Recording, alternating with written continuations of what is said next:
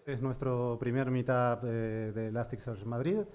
Quería en primer lugar agradecer a Telefónica Flash Store por el sitio que nos está prestando y a Decisis NetLife por la organización. Hoy nos toca hacer una introducción a Elasticsearch que creo que a muchos de vosotros ya os sobra porque estáis trabajando, estáis en proyectos súper interesantes.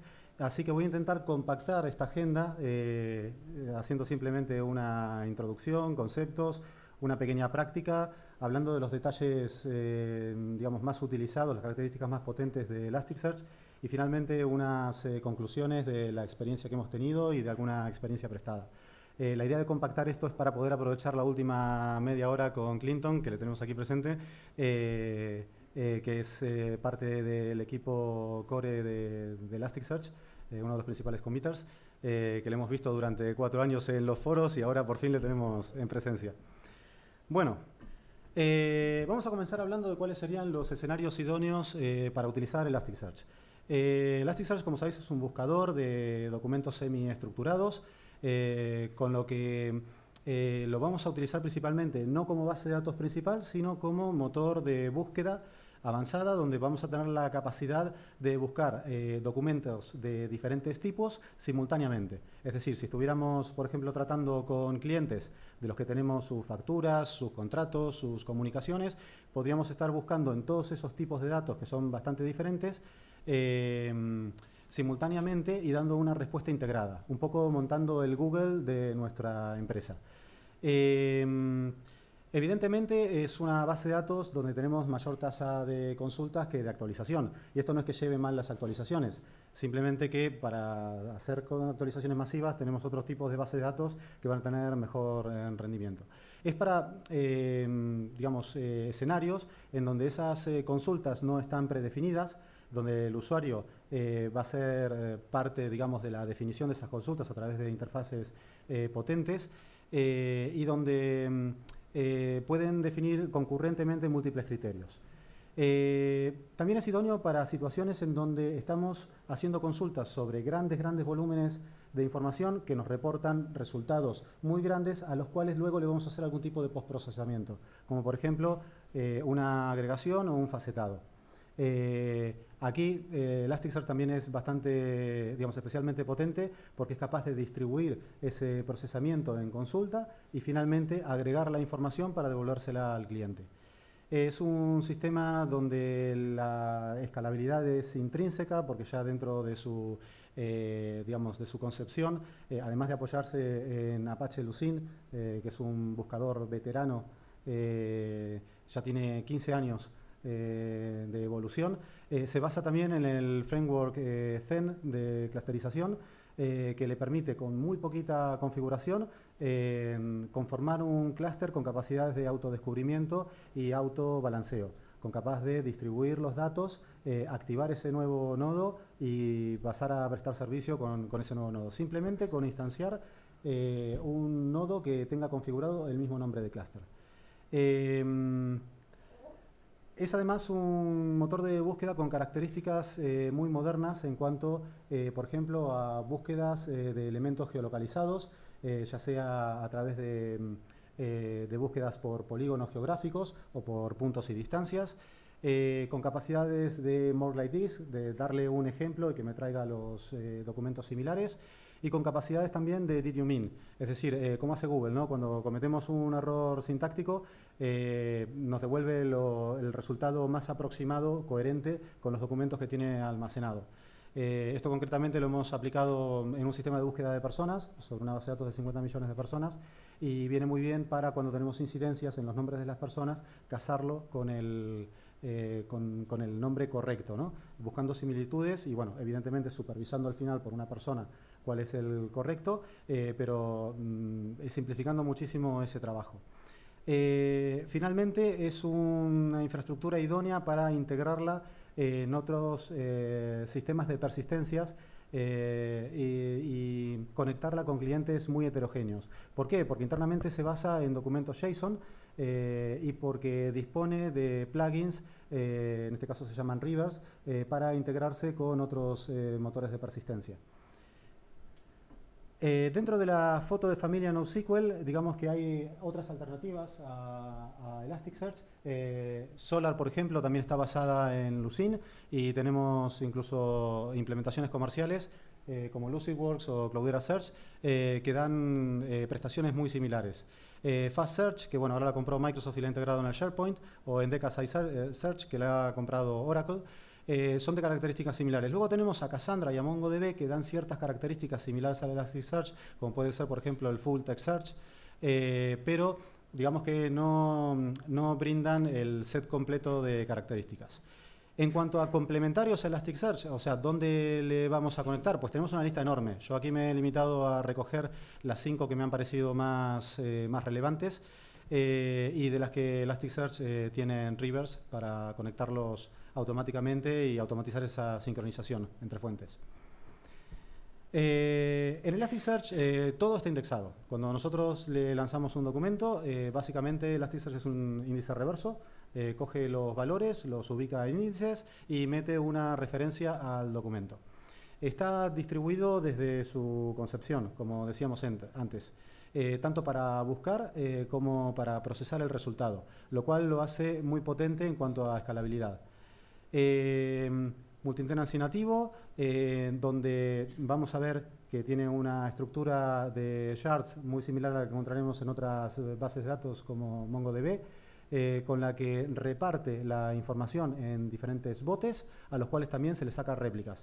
Aquí las réplicas son activas, es decir, que prestan servicio a la hora de resolver una consulta. Decíamos, tiene muy poca configuración, es muy simple, su crecimiento horizontal, según lo hemos ido monitorizando, tiene un crecimiento muy lineal de rendimiento. Y bueno, es open source, con foros muy activos, ya con varios libros publicados y con una empresa por detrás que ha recibido inversiones muy potentes, que ya cuenta con unas implantaciones muy fuertes, que luego veremos. Y que constantemente está sacando releases y que nos da que pensar que elegir Elasticsearch es una solución que vamos a contar a mediano y largo plazo gente en el mercado. Cuestiones a tener en cuenta. Cuando vamos a utilizar Elasticsearch en una solución, bueno, quizás lo pongo como lo primero porque es lo que más nos ha dolido, la seguridad. Evidentemente, Elasticsearch, para centrarse tanto en el rendimiento y para dar esos resultados casi mágicos, evidentemente ha recortado cosas. Ha recortado la seguridad, la transaccionalidad, no es ACID, pero a cambio ha conseguido esas velocidades fantásticas. Si vamos a implementar una solución de estas, tenemos que tener en cuenta que la seguridad la vamos a tener que dar a través de alguna capa middleware intermedia. Y en este sentido, lo que sí Elasticsearch nos facilita mucho la tarea es que la API está basada digamos, en un diseño RESTful sobre HTTP utilizando JSON. Entonces, metiendo un proxy reverso, incluso, ya podríamos coger los verbos del HTTP y filtrar lo que son consultas de actualizaciones, y con un poquito de expresiones regulares podríamos estar capturando los permisos para los accesos a los datos. Evidentemente, de ahí en adelante podemos hacer crecer toda la seguridad física y semántica que se nos pueda ocurrir. Otra cuestión a tener en cuenta es la optimización. O sea, lo que hemos aprendido también de los proyectos es que en paralelo que comenzamos el desarrollo, tenemos que conseguir las infraestructuras, tenerlas instaladas, disponibles y poder hacer una primera carga de datos. Para paralelizar todo lo que es el proceso de cargar datos que sean reales y poder empezar a aplicar optimización. Reales o basados en hechos reales, ¿no? Ofuscados de alguna manera, pero que sean representativos en cuanto a cantidad, en cuanto a distribución, y que luego podamos evidentemente simular también el entorno de consultas. Esto en contextos especiales, como pueden ser los bancos, por ejemplo, es algo que hay que buscar atender desde el principio del proyecto. Se pueden realizar pequeñas herramientas, scripts, que nos dejen ver la primera parte de la consulta y nos dejen ver el tiempo que ha consumido, por ejemplo, y la cantidad de resultados que ha devuelto, y que nos quite los datos sensibles de abajo, y ya con eso tenemos una buena herramienta para ver la evolución de nuestras mejoras sin esta necesidad de estar accediendo a los datos confidenciales. Lo está usando toda esta gente y lo estamos usando a diario porque GitHub, Stack Overflow, por ejemplo, o la Wikipedia utilizan por detrás este motor. Esta lista está creciendo y en muchos casos hay referencias que son reservadas que no se pueden comentar. Pasamos a los conceptos. Elasticsearch utiliza el concepto de índice como una agrupación lógica de documentos. Es como cuando en las bases de datos relacionales decimos una base de datos, ¿no? Es una agrupación. Internamente los índices se le pueden definir tipos y los tipos, bueno, como estamos trabajando con documentos semiestructurados, no tienen por qué ser exactamente iguales todos los documentos, pero vamos a agrupar los que más o menos se le parecen. Los índices y los tipos se pueden definir automáticamente ni bien insertamos el primer documento. Y en la medida que vayamos insertando los siguientes, si hay algún tipo de cambio, se va a ir actualizando internamente su estructura. Sin embargo, también lo podemos hacer programáticamente, lo cual puede ser bastante potente para ciertos escenarios. En Elasticsearch, decíamos, tenemos el concepto de clúster como conjunto de nodos, entendiendo a cada nodo como una instancia que físicamente o virtualmente debería estar en servidores separados, no porque no se pueda tener dentro del mismo servidor, sino porque van a estar compitiendo por recursos. Entonces, esos nodos, para poder verse, tienen en común el nombre del clúster. Simplemente con ese nombre, ellos tienen diferentes técnicas de autorreconocimiento. Y la más simple, la que viene por defecto, es la de broadcasting, es decir, cada uno, ni bien se activa, se anuncia. Le responde el que es master y a partir de ahí él comienza a recibir réplicas de datos para poder dar servicio. ¿Cómo están organizados los datos? Decíamos que cada índice por dentro está constituido a partir de pequeños botes que se llaman yards. Esos yards por dentro son índices Lucene. Entonces, la cantidad de yards es una pregunta mágica que luego más adelante iremos viendo cómo la podemos definir, pero hoy por hoy es muy, muy empírico. Y esos yards van a tener una o más réplicas según le tengamos configurado. El yard activo es el que va a recibir las actualizaciones y él se va a encargar de hacer un push sobre las réplicas para actualizarlo. Incluso vamos a poder jugar con uno de los parámetros que es el refresh time, con el cual podemos conseguir también aumentar un poco la eficiencia. Bien, podemos tener nodos que solamente se dediquen a trabajar y que no contengan datos.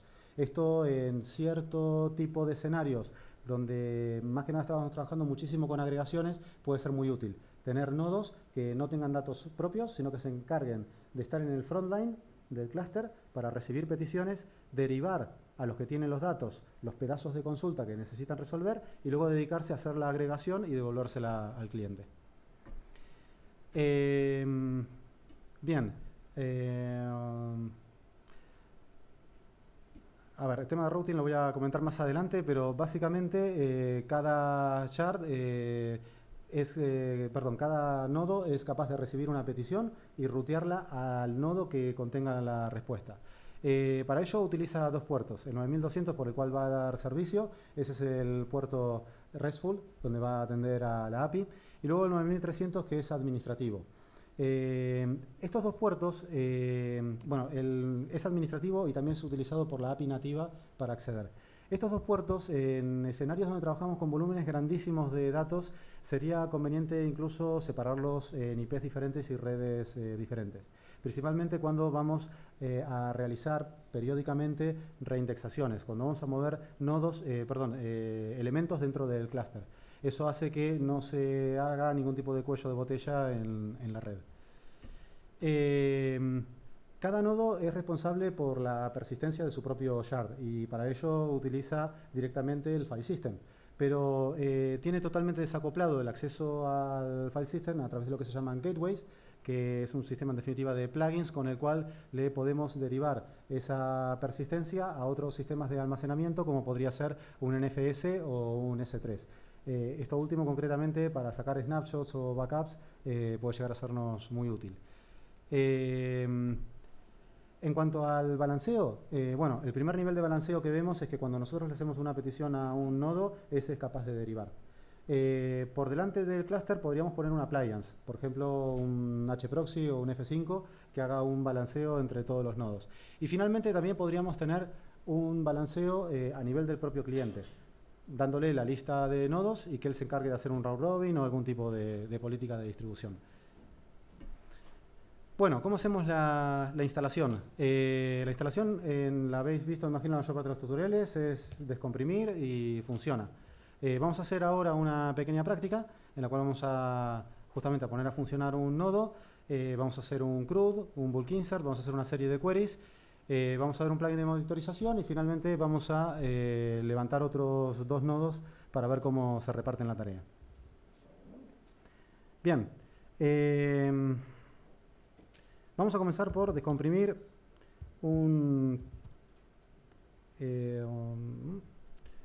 descomprimir un tar que yo ya me he bajado de elasticsearch.org/downloads. Bien.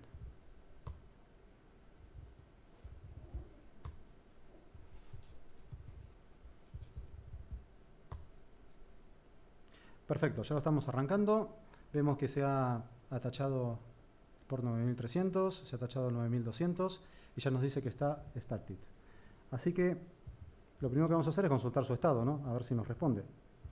Vamos a utilizar el curl directamente para lanzar una petición HTTP. Y vamos a hacer una petición GET al puerto 9200. Esto me devuelve un documento JSON en el cual podemos ver el status. Él le ha asignado un nombre al nodo, se los asigna dinámicamente, son nombres muy graciosos. Tenemos el número de la versión que está corriendo y bien, ya sabemos que está funcionando. El nombre que viene por defecto de cluster es Elasticsearch. Ese nombre concretamente no permite enlazar después otros nodos. Está preparado para funcionar solo en modo single. Esto creo que lo deben haber hecho para que cuando están haciendo demos diferentes personas en una misma red, no se comuniquen automáticamente y monten un clúster. Sí, que se comunican. Sí. Podríamos hacer un clúster aquí Sí. con los laptops y ya está. Pues lo que hacemos es cambiarle el nombre para que tenga un nombre diferente y entonces ahí sí, programática, digamos, o bien con un parámetro de configuración o editando el fichero de configuración, lo lanzamos con un nombre diferente. Vamos a hacer entonces un shutdown de esto. Y para hacer un shutdown, os imaginaréis que tenemos que mandar un post a shutdown. Vale, bien, lo hemos bajado. Y ahora lo vamos a arrancar indicando un nombre de clúster diferente.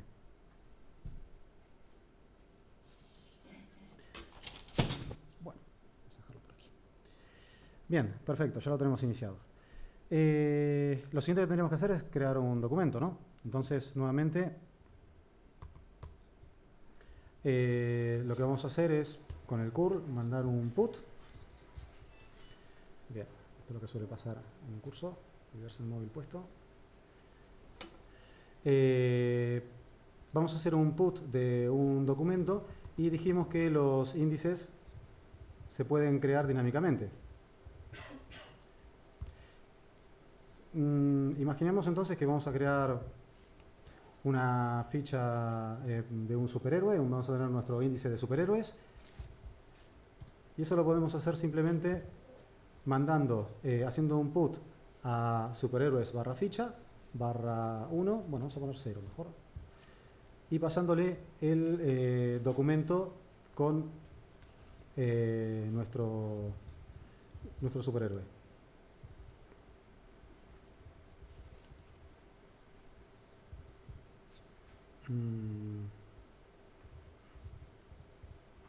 Bien. Perfecto, ya con eso lo tenemos insertado, pero evidentemente nos va a interesar documentos un poquito más complejos que estos, más ricos. Como son documentos JSON, vemos que podemos tener subestructuras internamente, podemos tener tipos de datos un poquito más avanzados, como por ejemplo arrays, podemos tener fechas, Y en este caso, para insertar un documento que tenemos definido en un fichero,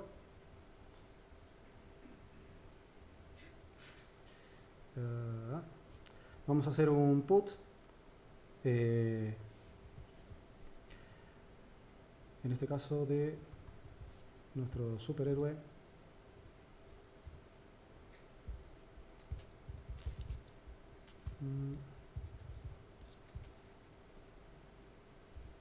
No puedo completar.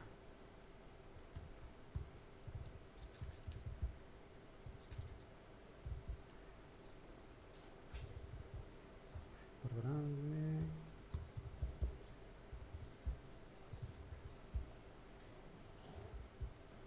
Vale.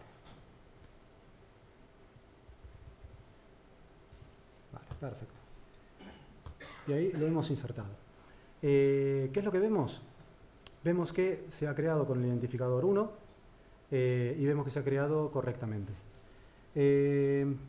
Seguramente a continuación nos interesará actualizarlo porque en este caso nos hemos equivocado y hemos puesto Alan con 2 L's. Entonces, en el caso de querer hacer un update, simplemente lo que hacemos es mandar un post al elemento 1 y lo vamos a hacer enviándole un documento donde contenemos la modificación.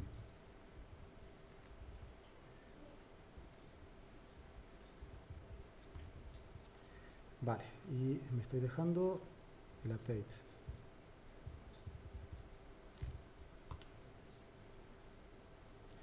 Perfecto. Vale. También nos interesará seguramente cuando estemos enviando un documento nuevo, si no sabemos si está o no, hacer un upsert. Entonces, para hacer un upsert, directamente podemos hacerlo enviando un post que tenga, por un lado, el documento que queremos enviar con todos sus campos y también un document as upsert que nos permita indicarle que en caso de que no exista, lo inserte.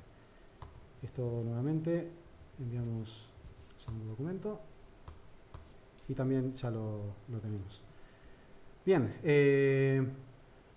tenemos también un comando de bulk cuando queremos hacer una carga completa. Vamos a pasar, me olvidaba el comando delete.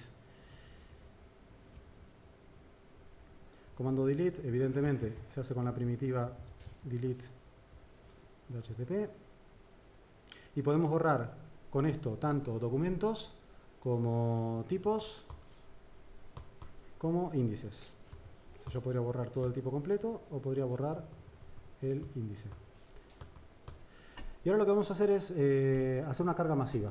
Yo tengo mi documento de superhéroes y en este documento de superhéroes lo que tengo que hacer por cada una de las inserciones es tener una primera línea en donde indico la operación que quiero realizar, en el índice y el tipo donde la quiero insertar y el identificador que le voy a dar. En la siguiente línea lo que voy a poner es el documento con todos sus campos. Entonces, en este fichero, para hacer un bulk insert, lo que voy a hacer es un post bulk y importante, binary data. Si llegamos a poner el "-d", se come todos los retornos de carro y nos da un error de documento inválido. Entonces tenemos que usar binary data. Y si me he dejado la ruta por aquí, me voy a copiar esto. Heroes.json. Lo he puesto al revés. Data binary.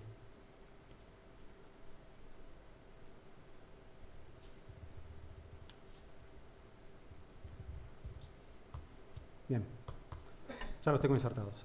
Bueno, vamos a consultarlos, ¿no? Para consultarlos, lógicamente usamos un get.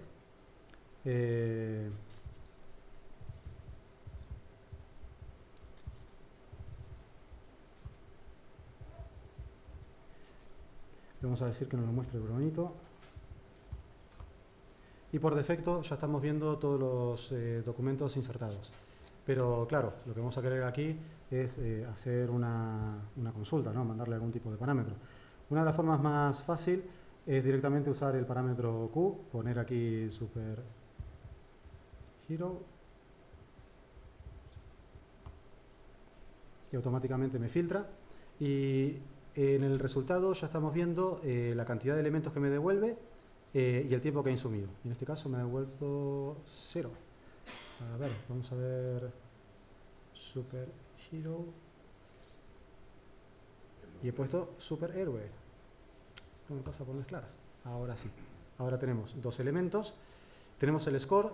El score básicamente, bueno, todos lo sabemos, es un indicador de la afinidad que tiene cada uno de los resultados con la query que originalmente se hizo. En este caso tenemos el mismo número porque me permitió la licencia artística de crear un Wonderman que tiene lo mismo. Pero claro, si buscáramos, por ejemplo, Wonder Woman, entonces ahí sí habría una diferencia porque la coincidencia en una sola palabra tiene menos scoring que la coincidencia en dos. Vamos a eso entonces. Vamos a hacer una consulta un poquito más compleja. Para ello voy a mandarle la consulta adentro de un documento. Le voy a decir que le mando una query a la que tenga un match y adentro le mando el documento de lo que quiero conseguir.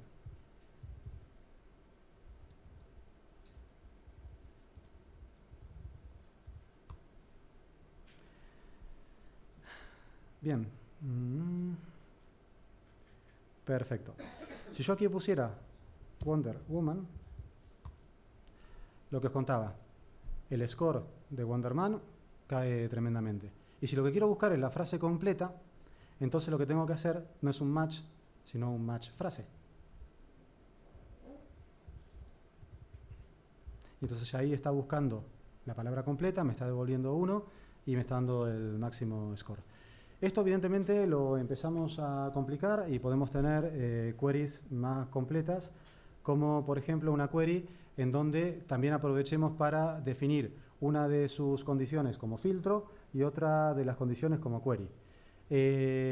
Y además le podemos decir que en el resultado me resalte las ocurrencias de las palabras que he buscado dentro del contenido.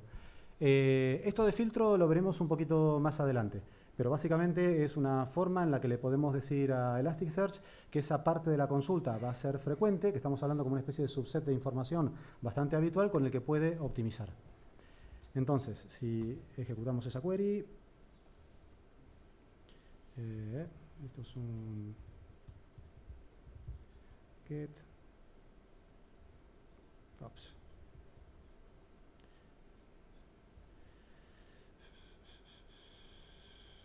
Hacemos un search y le pasamos el fichero que lo tengo por aquí arriba, a ver si puedo copiar la URL. Ahí está, si todavía la tengo en el clipboard. Superhero query.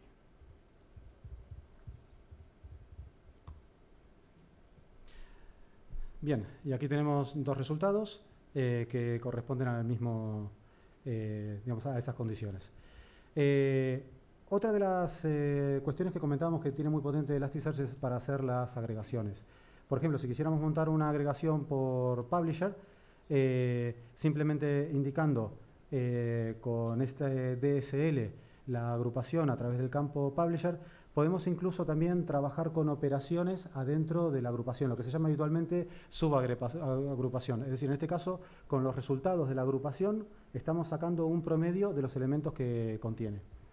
Y esto no solamente se presenta bastante fácil en la query, sino que además en el resultado también lo podemos ver bastante claro. ¿Verdad? ¿Qué me ha pasado? Tienes dos arrobas. Tengo dos arrobas, sí. Entonces lo ha ignorado. Ahí está, vale. Aquí tengo las dos agrupaciones, me ha dado la cantidad de elementos que tengo para DC como para Marvel y me ha hecho un average de sus elementos dentro. Bien, ¿qué podemos hacer para ver cómo está conformado internamente nuestro Elasticsearch con la carga actual? Pues instalar un plugin. Para eso, no.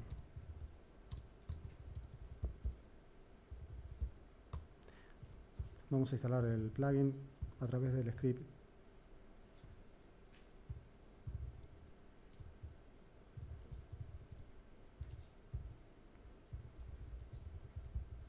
En este caso vamos a instalar el Head, que es uno de los más veteranos y a día de hoy sigue siendo de los más potentes. Estos plugins, que ahora veremos un poquito más adelante, básicamente son, como en otros tantos bases de datos e infraestructuras, formas de ampliar la funcionalidad de Elastic a partir de contribuciones de terceros. En este caso, Elasticsearch ha modelado el sistema de plugins para que se puedan descubrir automáticamente en ciertos repositorios como GitHub, por ejemplo. En caso de que tuviéramos un entorno de producción en donde no tenemos salida a Internet, también lo podemos instalar desde fichero. Bien, en este caso he instalado el head y vamos a abrir un navegador.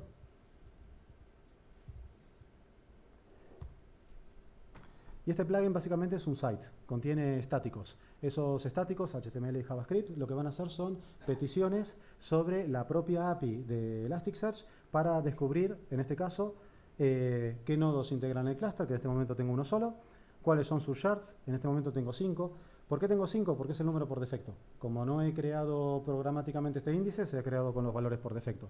Los 5 que vemos aquí son activos, por eso están con el recuadro, y el status es yellow, porque en este momento no tenemos réplicas, con lo cual el clúster se encuentra en un estado sensible. Vamos a ver que tenemos color green, yellow y red para indicarnos en nivel general cómo está el clúster. Red es que le está faltando datos, ha perdido una parte de los datos.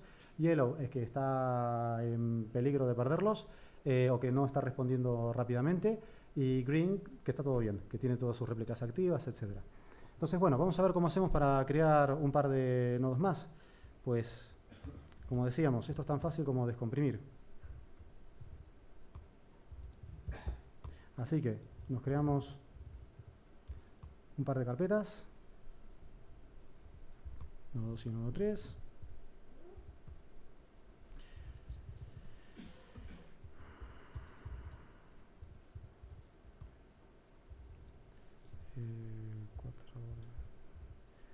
Descomprimimos.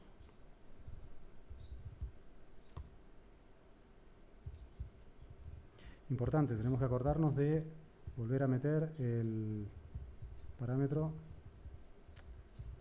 cluster name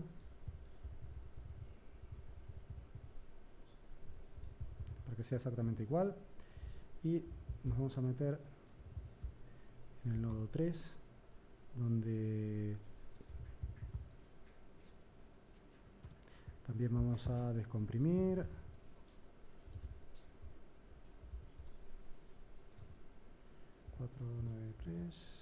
Vale. Uf, esto ya empieza a ponerse un poco complicado, ¿eh? Aquí en la resolución habitual esto va de otra manera. Vale. Bueno, ahí va. Y vale.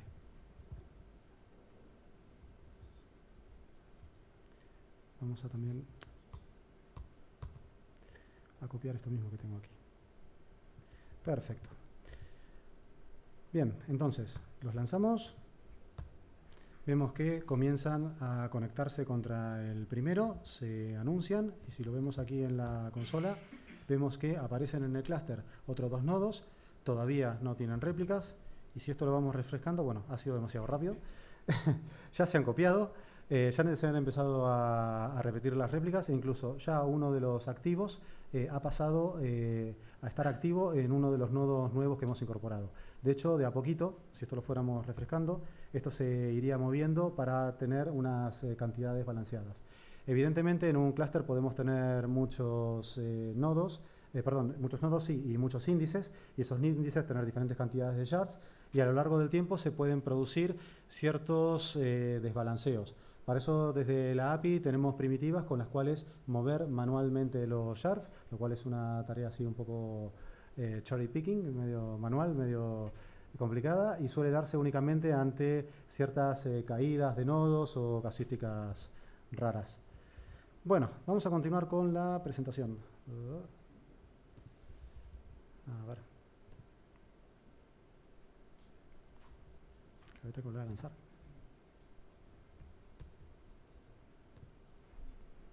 Bueno. Bien, es esta, ¿no? Sí, perfecto.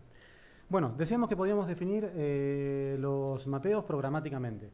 Cuando definimos los mapeos programáticamente, lo que vamos a hacer es definir settings, entre ellos los principales, el número de shards y el número de réplicas, y podemos definir los diferentes mappings que vamos a aplicar a los tipos que vamos a tener dentro del índice.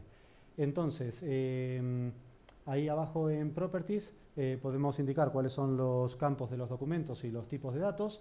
Podemos indicar si vamos a almacenar o no el documento dentro del índice. Esa es otra cuestión que veremos ahora un poquito más adelante. Y podemos definir cuál va a ser nuestro routing, que lo vamos a ver más adelante. ¿Para qué sirve esto del routing? Bien, ahora sí lo vemos. Sirve para, como en otras bases de datos, poder indicar a partir de la propia consulta, indicar una pista, un hint, de dónde Elasticsearch debería tener los datos correspondientes a esos valores. Es decir, el routing se va a utilizar para almacenar en el mismo shards los elementos que hayan sido indicados con la misma clave de routing. ¿Qué quiere decir esto en cristiano? Que si, por ejemplo, lo que estamos almacenando son facturas y a las facturas las accedemos habitualmente por cliente, pues el identificador de cliente es un buen candidato a utilizarse como clave de routing. Con eso conseguimos que todas las facturas del mismo cliente estén en el mismo shard y que cuando hacemos una consulta vaya más rápido. Pero claro, a cambio se la tenemos que indicar la clave de routing. Y si no la utilizáramos o no utilizáramos todas las claves de routing necesarias, podríamos no tener todos los resultados. O sea, si no incluimos ninguna, no pasa nada, lo buscan todo. Pero si incluimos una de las dos posibles, nos daría resultados solo de la que hemos indicado. Finalmente, si lo indicamos en ambas, va directamente a esos shards y no a los otros. Otra herramienta muy potente son los aliases. Como su nombre lo indica, lo que nos permite es crear una indirección, tal cual hacemos en Unix, ¿no? Con los links. En este caso es un poquito más potente porque no solamente podemos aprovechar los aliases para cambiar el nombre o para ocultar el nombre del índice, sino también para añadir, por ejemplo, el routing que vamos a utilizar o para incluir, por ejemplo, una condición. Entonces, nos podemos crear nuestro alias de superhéroes solamente de Marvel que tengan 24 años a través de un alias. Y esta puede ser, por ejemplo, una forma de ocultar a los clientes, usuarios de sistemas usuarios de Elasticsearch, digamos, las particularidades técnicas que nosotros hayamos implementado como técnicas de optimización. Entre otras cosas, la versión del índice que estamos utilizando. Esto también nos va a permitir, por ejemplo, que si hemos creado una nueva versión del índice, simplemente con switchar el alias, ya les hacemos apuntar a la versión nueva, vemos qué tal va y el rollback sería tan inmediato como volver a actualizar el alias. En cuanto a la API, la API que nos presta Elasticsearch es por un lado la RESTful y por otro lado la nativa. La nativa tiene capacidad, además de hacer ejecuciones remotas de comandos, también de instanciar un Elasticsearch local, que para ciertos escenarios puede llegar a ser muy interesante. O sea, no solo para pruebas de integración, sino incluso para escenarios donde tengamos que trabajar con poco volumen de datos relativamente o estemos haciendo una prueba, instanciamos nuestro Elasticsearch local. Y bueno, en cuanto a disponibilidad, se ha aportado prácticamente a todos estos lenguajes que están aquí abajo. Y ya veis, al final es crear un cliente RESTful. Nosotros concretamente le estamos utilizando desde Java con un cliente que se llama Jest, simplemente porque utiliza toda la API Java que se definió originalmente para Elasticsearch, con toda esa capa de abstracción que la verdad que está bastante buena, pero por debajo tiene una implementación RESTful, con lo cual termina tirando comandos HTTP/JSON que nos permiten luego pasar por esas capas de seguridad que comentábamos para aplicar los controles. Bien, en routing hablábamos de la importancia que tiene a nivel de optimización, y otra cuestión muy importante también es el propio identificador del documento. Como nos pasa en cualquier base de datos NoSQL, si podemos alinearlo con algún identificador único que utilizamos habitualmente para acceder al documento, tendremos entonces más potencia para localizarlo unívocamente. Por ejemplo, el identificador de factura, en el caso de las facturas, ¿no? Si incluir o no el fuente dentro del Elasticsearch. Bueno, esto es también otro de los dilemas, ¿no? Depende absolutamente del escenario funcional. Nosotros a Elasticsearch le podemos decir que nos indexe este documento y que se lo quede dentro. Entonces, cuando le hagamos una query, nos lo puede devolver en ese campo que decía --source. Y entonces nosotros, con ese documento, ya lo tenemos y lo podemos usar. Pero también le podemos decir que solamente lo indexe y que no lo guarde. Esto va a hacer, evidentemente, que ahorre espacio en disco, pero a cambio lo único que nos va a poder responder es su identificador, y con ese identificador podremos ir a buscarlo a otra fuente de información y presentarlo. ¿Dónde viene bien este segundo caso? Por ejemplo, si queremos indexar PDFs.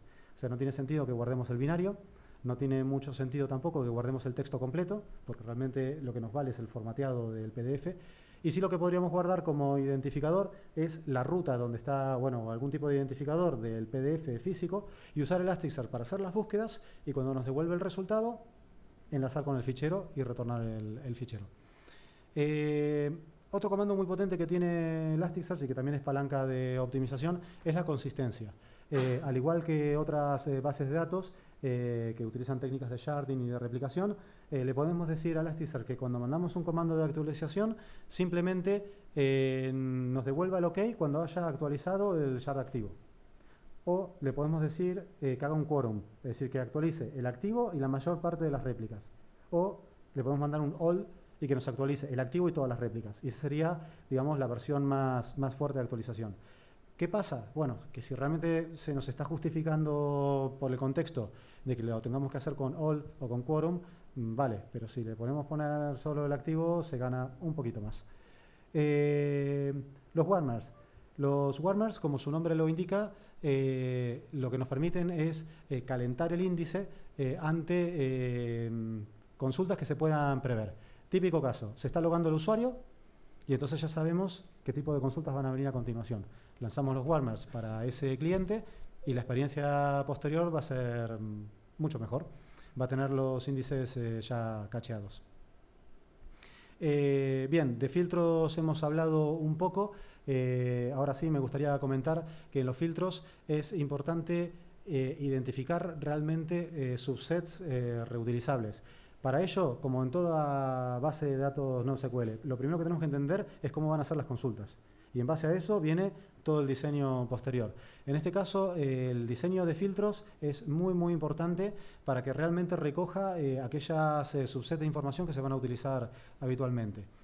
Elasticsearch también tiene capacidad de insertar timestamps, tanto con las inserciones como las actualizaciones, lo cual para digamos, escenarios de time series nos puede venir muy bien. Elasticsearch también nos gestiona la caducidad del dato, el time to live. Entonces nos va a permitir automatizar el proceso de borrado de aquellos documentos que ya no sean útiles.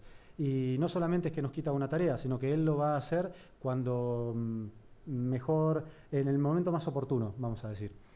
Y finalmente el scoring. Veíamos que el scoring que nos iba dando Elasticsearch marca la afinidad, pero esa afinidad es tuneable. Así que podríamos crear algoritmos de scoring para ajustarla a nuestro digamos, a nuestro escenario. Podemos asignar pesos y asignar funciones nuevas.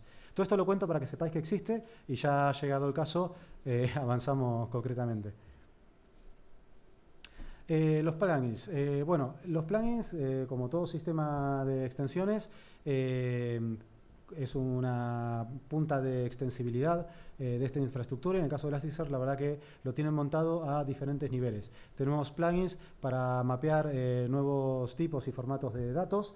Imagínense que tenemos un formato de fecha muy especialito, pues podemos crearnos un plugin específico para que haga ese mapeo. Tenemos los analizadores, que básicamente son los componentes responsables de coger un texto, partirlo en pedazos, quitar las palabras que no son representativas. Bueno, evidentemente tenemos analizadores específicos por idioma, pero podemos también tener analizadores sectoriales. Podemos tener un analizador de banca que asigne pesos específicos a palabras de mayor interés. Luego podemos también añadir lenguajes de scripting. La verdad que hay una lista muy interesante, o sea, desde JavaScript, Groovy, bueno, por defecto viene Embel y muchos más que se pueden añadir. Tenemos plugins de descubrimiento. Decíamos que Elasticsearch por defecto utiliza el sistema de broadcasting para encontrar a sus nodos, pero claro, eso si estamos en un Amazon o si estamos en un cloud particular puede no ser viable, y entonces tenemos plugins de descubrimiento que nos van a permitir a través de DNS dinámicos o la técnica que sea encontrar al resto de compañeros. Y tenemos los plugins de sites, que es como el que hemos utilizado, que básicamente son contenidos estáticos que luego van a tirar de la propia API de Elasticsearch. La instalación, como veíamos, puede ser remota a partir de repositorios como GitHub o puede ser local directamente desde un fichero. Y entre los plugins recomendados, además del Head que hemos estado viendo antes, me gustaría mencionar el Paramedic, que nos va a permitir ver en tiempo real la monitorización de los KPIs principales de Elasticsearch, y el Big Desk. El Big Desk lo que tiene bueno es que baja más a monitorización de CPU, RAM, uso de disco, etcétera, y la verdad que es bastante potente. Pero digamos que hasta ahora todos estos son feos. El más bonito y el más potente tenía que tener algo malo, y es que es de pago. Pero por lo demás vale el dinero, o sea, vale la pena comprarlo. No voy a hacer más publicidad. Tenemos una lista muy completa de plugins que podemos ver en Elasticsearch ORG. Googleando sale alguno más. Hay uno muy interesante que no me he traído el enlace, ahora me estoy acordando, que nos puede servir de base para crear nuestros propios plugins. Y crear nuestros propios plugins yo creo que es viable más que nada cuando, por ejemplo, un plugin de tipo site nos puede venir muy bien para, por ejemplo, tener métricas o consultas predefinidas bien a mano. Un poquito más de características avanzadas. El Percolator. Esta es una capacidad que tiene Elasticsearch de poder hacer al revés. En lugar de hacerle una pregunta y que me vuelva la respuesta, al contrario, registrar una pregunta y yo mandarle un documento y él decirme qué preguntas responde.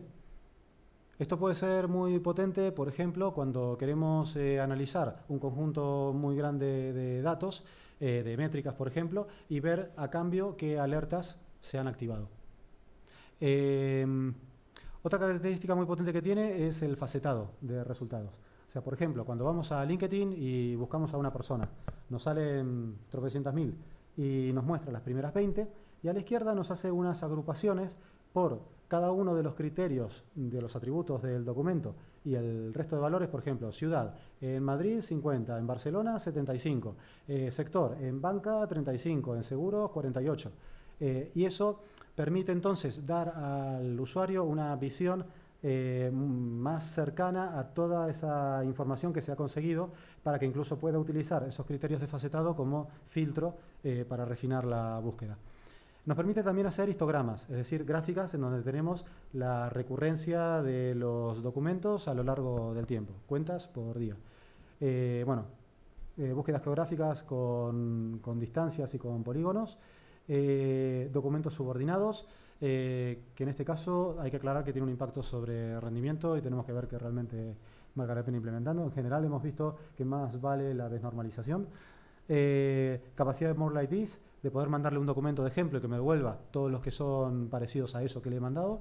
Did you mean? Y agrupaciones con subagrupaciones, que ya hemos comentado.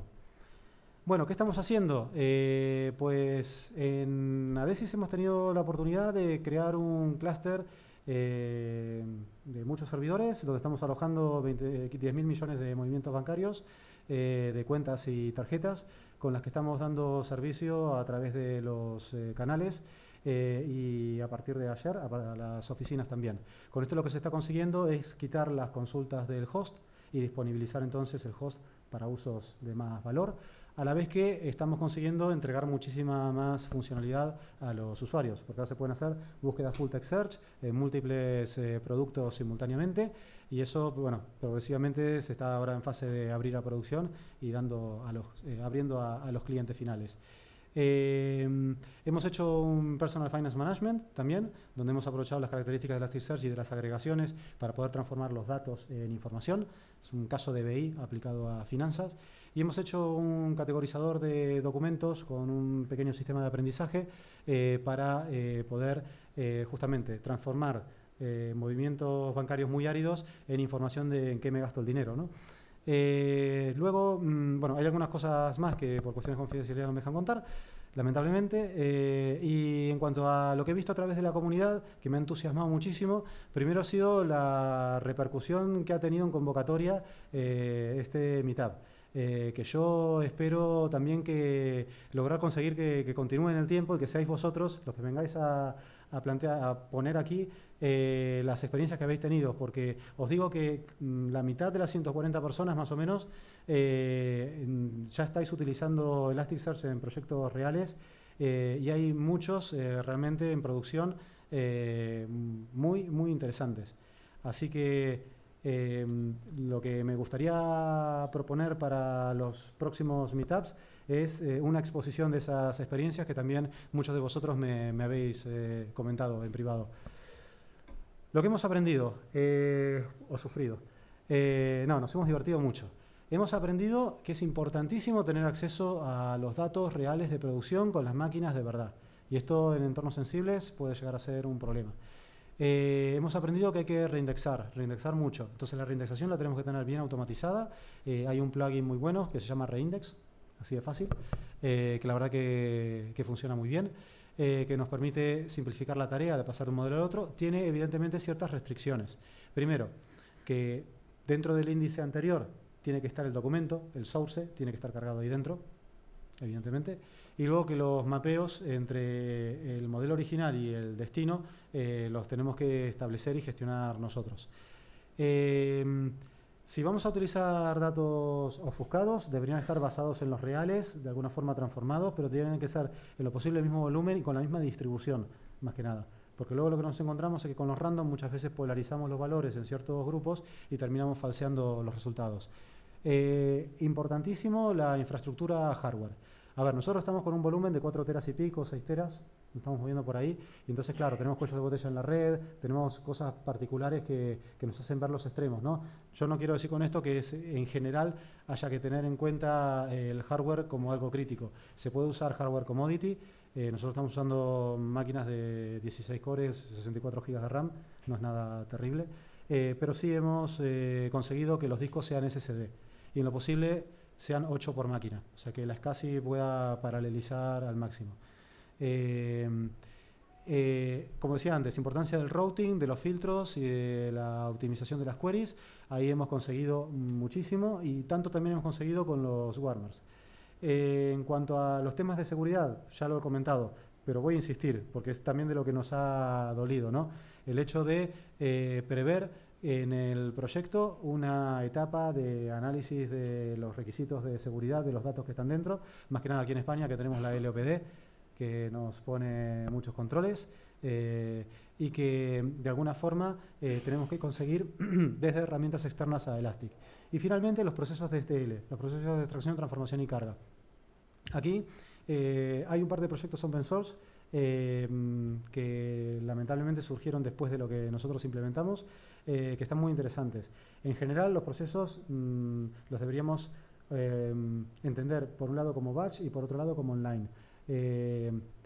Los procesos batch no tienen mayor misterio. En los procesos online que sean con cargas muy altas, lo que hemos aprendido también es que deberíamos tener en cuenta desactivar el refresh time antes de hacer el bulk insert y volver a activarlo después para que no genere overhead de indexaciones de cosas que todavía están pendientes de terminar de cargarse. Bueno, conclusiones. La instalación y los resultados son inmediatos y la verdad que son casi mágicos. La API es muy simple, más que nada si la comparamos con la API original de Lucene. Elasticsearch lo vemos como un complemento a otras persistencias, claramente. Nosotros lo hemos combinado con Mongo, por ejemplo, y realmente Mongo lo estamos utilizando para escribir y todo lo demás para leer desde Elasticsearch. vemos que realmente el proyecto Elasticsearch a nivel del proyecto open source cada vez cuenta con más committers y con más actividad en los foros, y por suerte la empresa que está por detrás tiene un buen respaldo económico, decían, por varias inversiones que ha tenido, que nos dan a entender que va a tener una buena continuidad y un buen desarrollo, con lo cual es una solución que podemos contar a mediano plazo. Y también que nos queda mucho por comentar. Entonces, para los próximos meetups os quiero ver a vosotros aquí.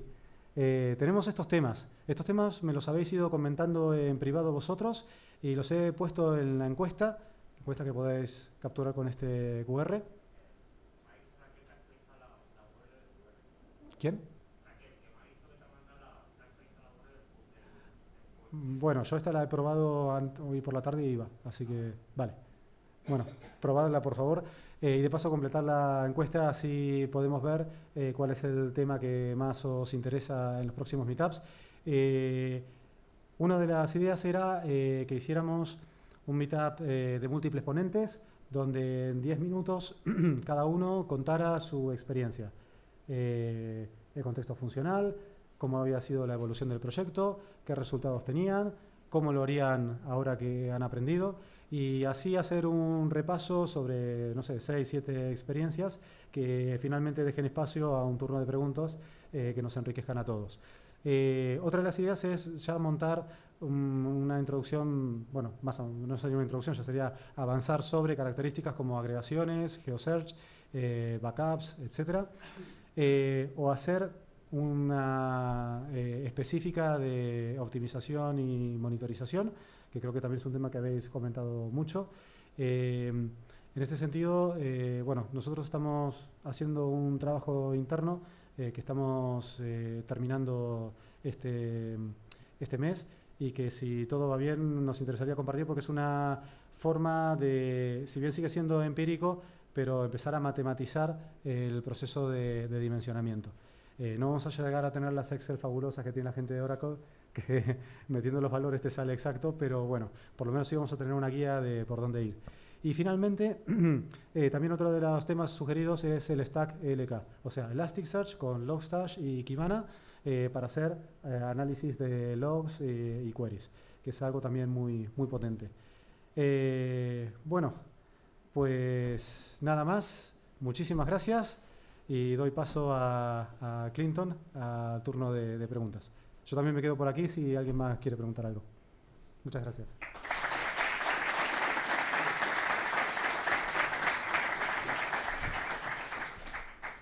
Hi all.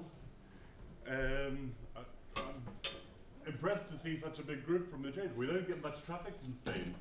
I had a meet up in Barcelona and there were about 20 people, but great. And I'm here to answer questions. So, who's got one? Splendid.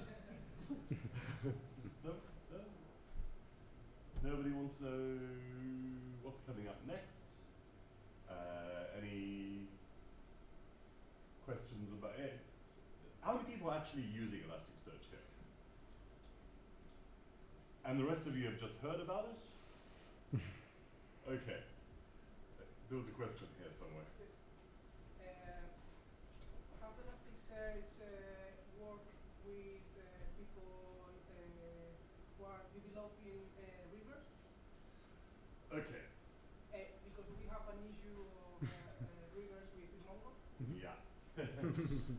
So, to explain, Rivers is a functionality that allows Elasticsearch to pull data from some other data source, like Mongo, like CouchDB, like Twitter, like Wikipedia, into Elasticsearch.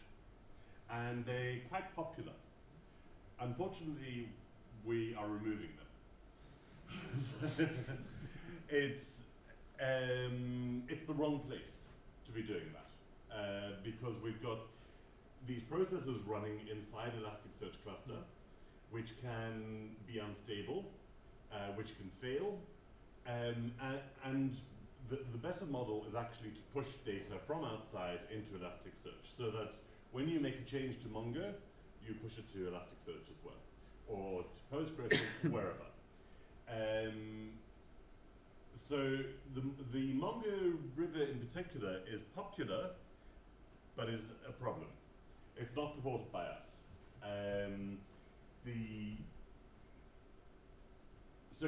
The original river was CouchDB, and CouchDB has a very nice changes log, and everything that happens goes through the changes log. So it was very easy to take all of that and put it directly into Elasticsearch.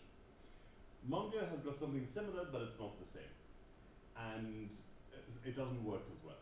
So we have heard reports, like I say, it's not something we support, but we have heard reports of people missing changes coming from Mongo. So I would advise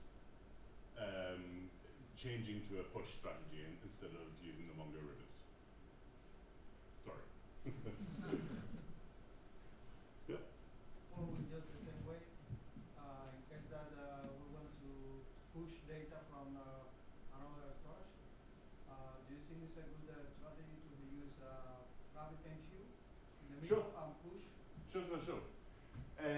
The nice thing about having a queue in the middle is if you need, let's say you need to upgrade your cluster, something that's required, or something goes wrong, the connection goes wrong, you've got a buffer to accumulate the changes, and then you can always turn it on again later and catch up.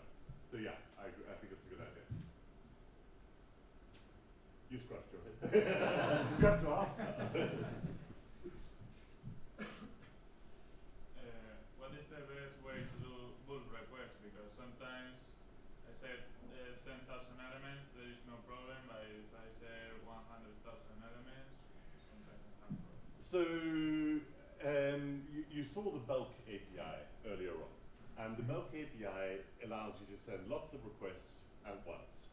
But of course there's a limit. So that whole request has to be sent, it has to be loaded into memory and then processed.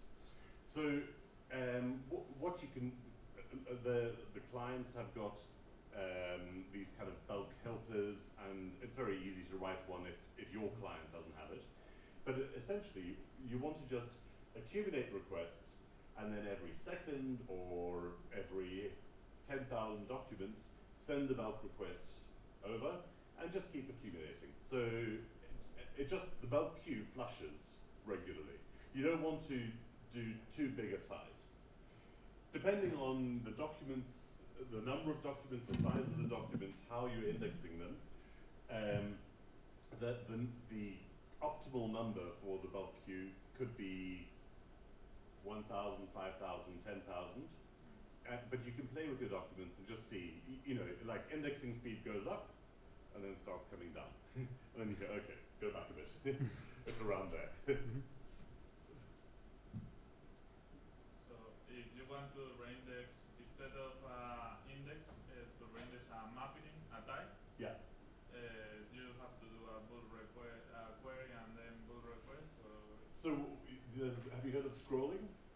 No. Scrolling, it's essentially you run a search and you just keep pulling data until you've finished. Okay? And that allows you to take the data from the original index, and you can use the bulk API to push it into the new index. And that's the easier way to reindex everything. Una cosa en añadir, el plugin Reindex justamente hace un scan, y lo único a tener en cuenta es que ese scan, si en el medio de actualizaciones o nuevas inserciones, no los tiene en cuenta. O sea, si es un scan sobre un volumen muy grande, deberías de alguna forma parar las actualizaciones y luego ejecutarlas y reejecutarlas sobre el índice nuevo en el que has copiado. This type of plugins cut the data from getting data, or you can Reconnect, yeah, because reconnect. choose a token to reconnect with the scan. So on that point, you don't have to stop using your index while you're scrolling. When you start this search, it takes like a snapshot of the index at that time. So any change that will happen after that don't affect the original search request. But of course, if you want to keep re-indexing the later changes, you can just do a search request for the changes since the first one. So you just catch up on the recent changes.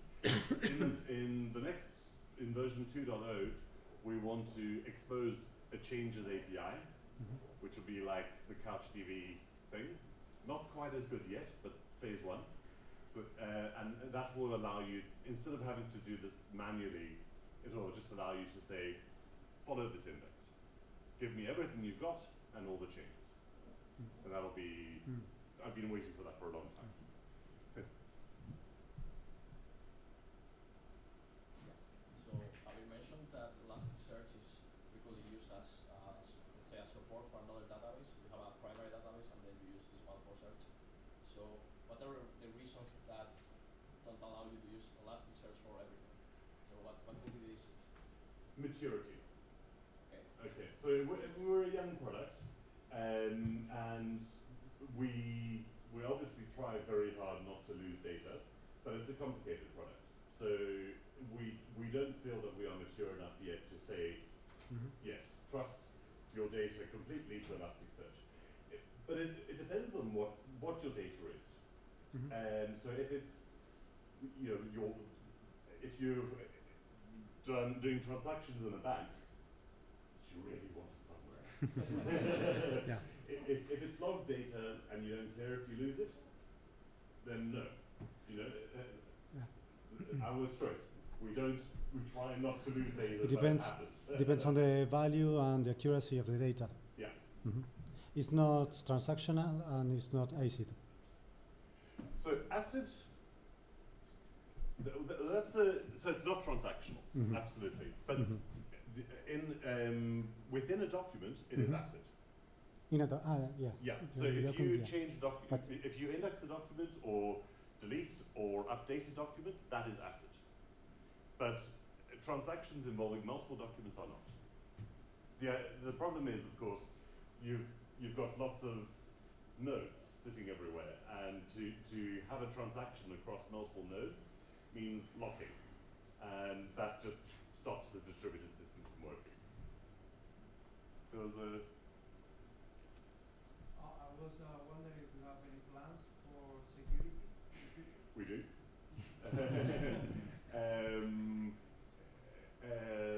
Keep your eye on the news in the next month or so. That's all I'm saying. And that will. I will change the presentation. Yeah. Well.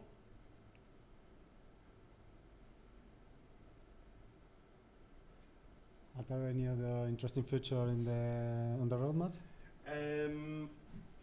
So we're starting to think about version 2.0, and there are a lot of things we want to put in there. But typically, we choose 3 headline features. And the first one is the changes API that I was talking about. And I said it's not quite as good as CouchDB's one yet. And the reason for it is it won't. So the big problem is it won't take notice of deletions. Any updates or any additions, all those get passed through, but deleting documents, that's the hard bit, okay? So that's for phase 2, but I think with phase 1, it already gets us a long way, better than where we are today. So that's phase 1 of Changes API.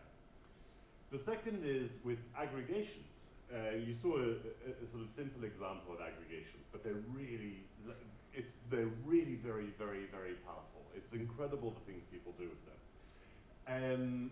But at the moment, all it can do is perform the aggregation.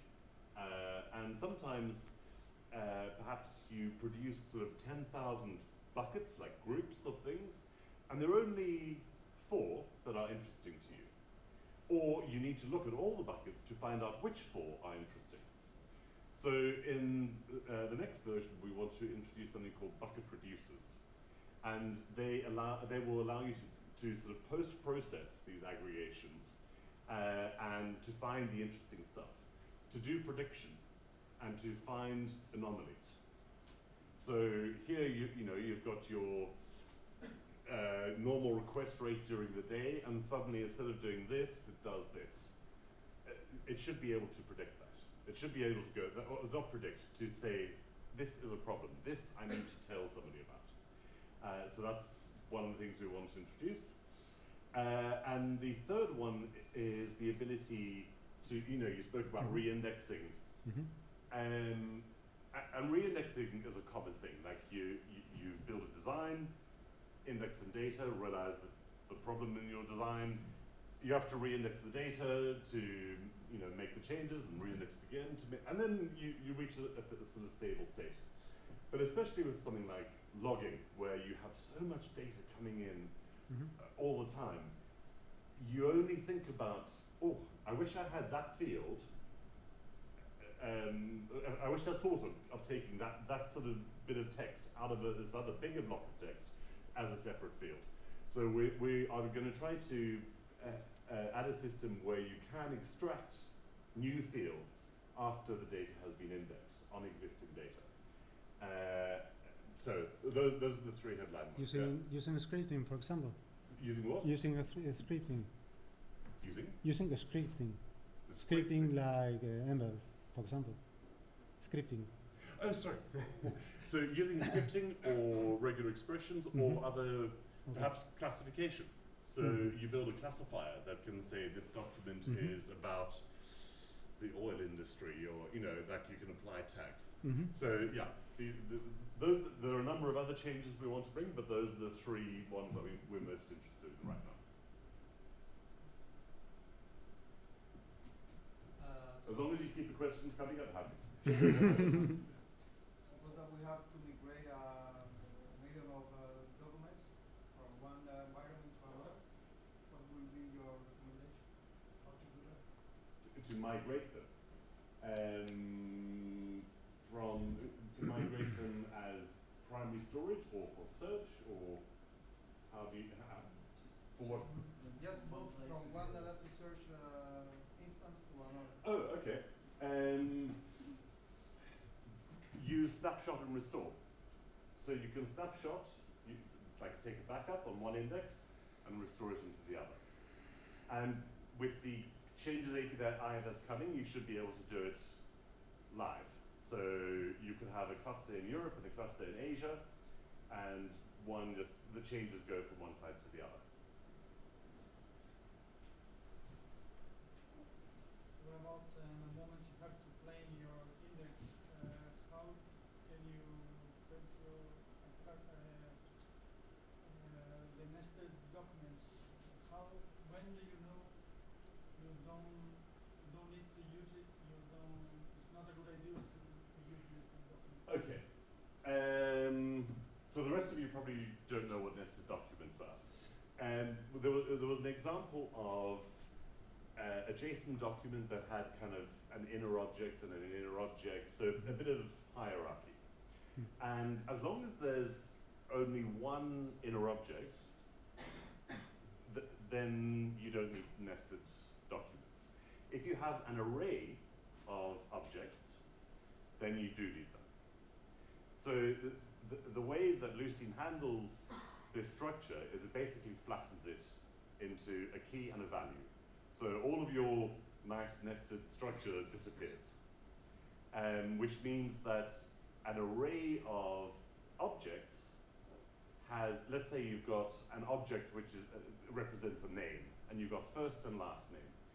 And as long as there's one person, well, there's only one first name, there's one last name. But if we took everybody in this group, all of our names would be, our first names would be in the first name field, and all of our names would be in the last name field. So I can find Clinton, but I can't guarantee that Clinton and my last name, Gormley, belongs to the same person. So by using nested objects, it separates them. It actually stores them as separate documents internally, and that allows to say Clinton and Gormley belong to the same person. And nested objects really work very well. They are very, very efficient. So don't be concerned about using them.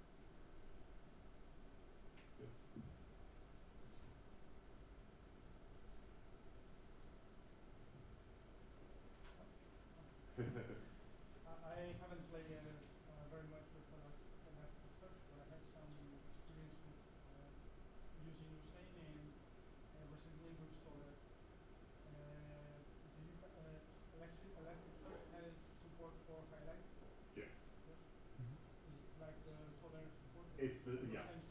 so it's the same as the Solar. Well, I've never used Solar, so, but it's the same as the ones available in Lucy. So you've got the plain highlighter, the fast vector highlighter, the postings highlighter. And highlighting, I mean, in Lucene as well, is the simpler you keep it, the better. But the postings highlighter, which is quite recent, is working well. And there's an issue in Lucene 2878, which changes how word position or term positions are stored, and that will, once that's in, it will make postings highlighter work much better. And it'll also make phrase query faster.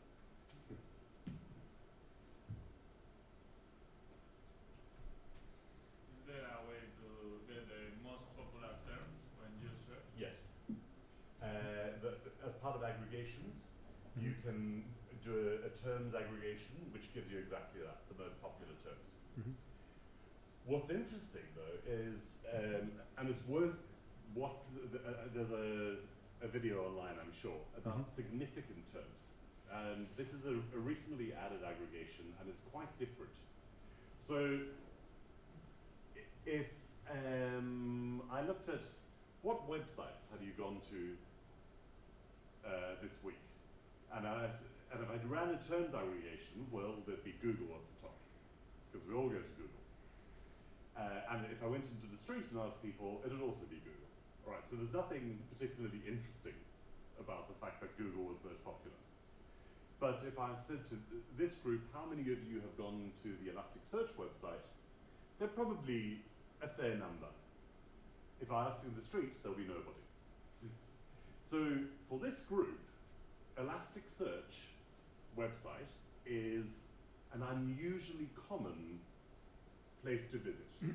It separates us from the ordinary person in the street. Okay, so the significant terms aggregation does exactly this. It looks at the background frequency and says, how often would I expect this term to occur normally, and how often does it occur in this group? And we did this. Somebody gave a demonstration where he was just indexed news articles from some newspaper in Germany. And the only query we ran was a time-based query. So he said, what was unusual about, for instance, 2001? And the words that come up, Al-Qaeda, the Twin Towers, 2008, crisis, and it was just, these words were more common, unusually common, in our query subset than they were in the background. And it's a very powerful type of aggregation. It's been used for things like fraud detection, finding unusually common crimes. So in the demonstration, he combines it with a geo-grid aggregation, so you basically a grid over the UK, and he had crime data in there. And then he says, well, in this grid, what is unusually common?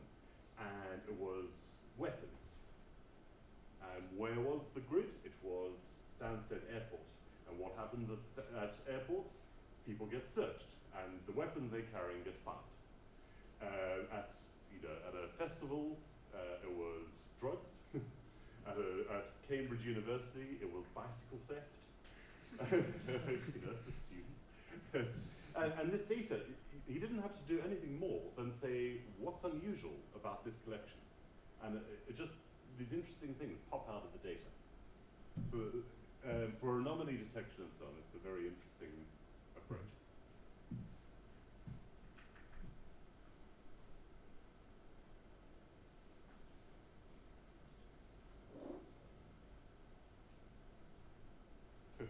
Any movement, it's like being at an auction.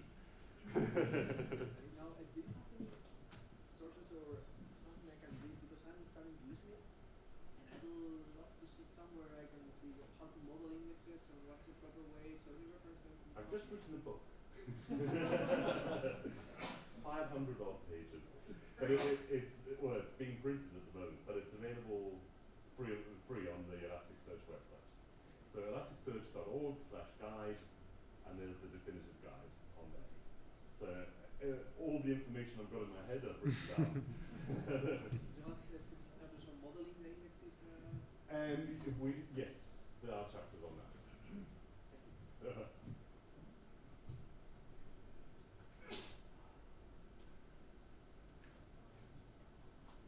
You? Then thank you very much. Bueno, muchas gracias.